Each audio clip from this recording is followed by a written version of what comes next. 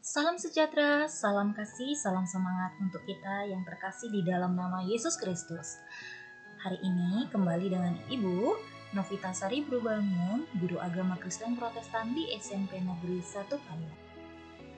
Kali ini kita akan masuk kepada pembelajaran kelas 8, tapi sebelumnya kita akan berdoa dan membaca nas Alkitab terlebih dahulu.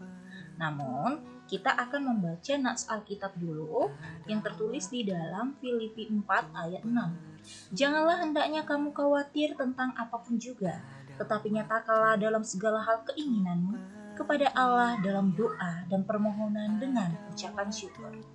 Kita berdoa. Terima kasih untuk segala berkat dan kuasa-Mu ya Tuhan. Terima kasih untuk perlindungan-Mu. Hari ini kami akan memulai pembelajaran kami. Berkati kami, berikan hikmat, kebijaksanaan, dan pengertian dalam hidup kami, agar pembelajaran ini dapat berguna dalam hidup kami dan dapat kami terapkan di dalam keseharian kami. Dalam nama Yesus Kristus kami berdoa dan mengucap syukur. Nah, sekarang kita akan masuk kepada pembelajaran yang berjudul Mengapa Bersyukur. Bacaan Alkitabnya kita bisa lihat di Amsal 17 ayat 22, Filipi 4 ayat 4-7, 1 Tesalonika 5 ayat 18. Kita masuk kepada pengertian dari belajar bersyukur. Nah, sekarang kita akan buka dengan sebuah kisah dari Ibu Liu Ximei. Ada seorang ibu bernama Liu Ximei. Ia tinggal di desa Xinhu, Guangdong, Cina. Pekerjaan sehari-hari Ibu Ximei adalah melakukan tugas rumah tangga. Sesekali ia bekerja di sawah atau di lahan pertanian keluarganya. Ibu ini juga terbiasa mencuci pakaiannya sendiri dan aktif melakukan kegiatan harian. Sesuatu yang membuat Ibu Liu Ximei istimewa adalah ia melakukan semua aktivitasnya itu dalam usianya yang telah mencapai 102 tahun.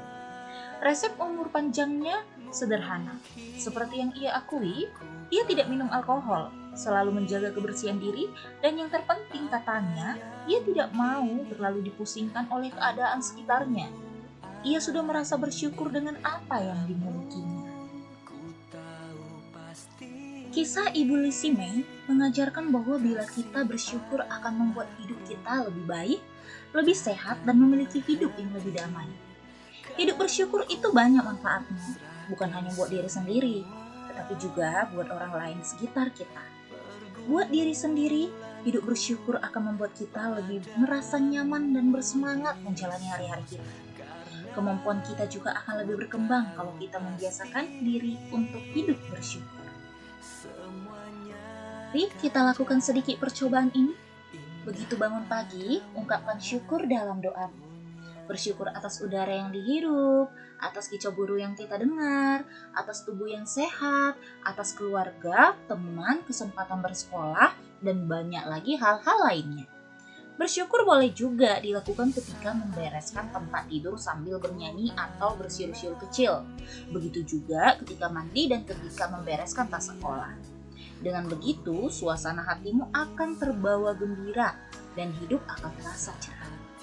Akan sangat berbeda bila begitu bangun tidur kita malah terus mengeluh dan mengomel tentang banyak hal. Suasana hati kita juga akan terpengaruh menjadi negatif. Nah, ada tugas satu, yaitu sebutkan 5 hal dalam hidupmu sekarang yang paling kamu syukuri. Jadi kamu tulis dulu di buku latihan, kemudian nanti kamu kerjakan setelah mendengar semua materi dari video ini.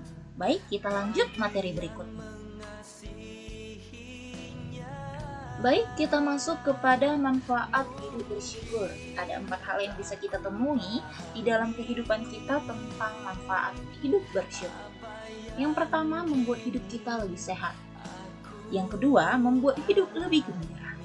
Yang ketiga, membuat hati yang patah menjadi semangat. Itu bisa kita baca di Amsal 17 ayat 22. Dan yang terakhir, membuat kita lebih mudah bergaul dengan orang lain. Masih banyak manfaat-manfaat dari hidup bersyukur, tetapi di sini kita rangkum menjadi 4 bagian saja. Nah, kemudian akan kita lanjut. Sekarang mari kita lihat bagaimana kehidupan Rasul Paulus dalam pernyataan hidup bersyukur. Sekalipun ia dipenjara, artinya secara fisik ia juga mungkin sedang menderita.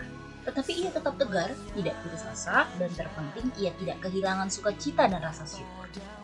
Bahkan lebih dari itu, ia juga tetap bisa menjadi berkat bagi jemaat di Filipi, Efesus, dan Tesalonika. Melalui suratnya, ia menghibur jemaat itu dan menguatkan mereka dalam menghadapi masalah hidup mereka. Bahkan Rasul Paulus menulis, mengucap syukurlah dalam segala hal, sebab itulah yang dikehendaki Allah di dalam Kristus Yesus bagi kamu. Kita baca di 1 Tesalonika 5 ayat 18. Artinya, mengucap syukur tidaklah tergantung dari apa yang kita miliki, melainkan harus dilakukan dalam setiap keadaan, suka maupun duka, senang maupun sedih. C.S. Lewis, seorang penulis dari Inggris, menyatakan bahwa seharusnya kita bersyukur untuk apapun yang kita alami. Bila memang itu adalah yang baik, kita bersyukur untuk itu. Namun, bila itu adalah yang tidak baik, kita pun harus bersyukur, karena dengan demikian kita dilatih untuk menjadi sabar, rendah hati, dan tidak menaruh harapan pada dunia, melainkan pada kehidupan surga. Jadi dapat kita simpulkan betapa besarnya manfaat yang dapat kita peroleh dari hidup bersyukur. Sangat baik kalau mulai dari sekarang kita membiasakan diri untuk selalu bersyukur. Tidak gampang memang, tetapi pasti bisa. Ingat, bersyukur itu adalah sikap hidup yang harus ditumbuhkan dan dipelihara. Tidak tergantung pada kondisi atau keadaan di luar diri kita. Kuncinya adalah kita mau, lalu kita berupaya untuk itu. Nah, sekarang ada tugas 2, yaitu buatlah sebuah puisi yang mencerminkan hidup yang bersyukur. Kamu boleh menulis soal ini di bawah soal dari tugas pertama tadi. Baik, kita akan lanjut. Materi ini sudah selesai dan kesimpulannya adalah bersyukur adalah permintaan Tuhan untuk anak-anaknya. Bersyukur harus dilakukan dalam segala hal. Permintaan Tuhan itu bukannya tanpa alasan.